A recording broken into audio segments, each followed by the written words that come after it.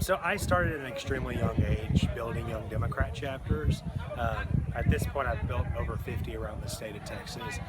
And I started doing it because I believe that politics and government is the best way for us to be able to affect real positive change in our community. I have a mother who's a social worker. My daddy was a correctional officer at a prison, and my stepmother's a paramedic. So they all worked for the government in some form of fashion.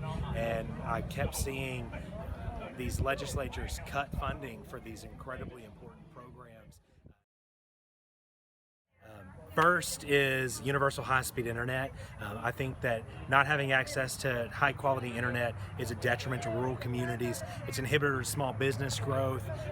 It's an inhibitor to kids that are trying to get their homework done, and there doesn't seem to be anyone really fighting for that in the legislature, and I'd love to be able to see that happen so we can bring high-speed internet to rural communities. School finance reform would be one, because I'd like to see us be able to give teachers and kids the resources that they deserve, and nonpartisan redistricting committees. Absolutely. I think I'm sick and tired of politicians picking who their voters are. We should be picking who our representatives are.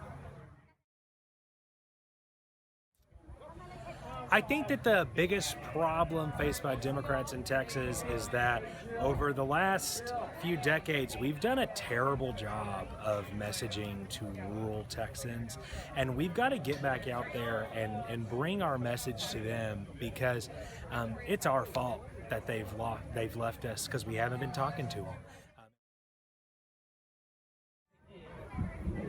My favorite thing about Texas, that's obviously it's the people, but also the food. I have a real knack for Tex-Mex, and I'm from the dairy capital of Texas, so to me, I equate ice cream with Texas. So definitely people and food.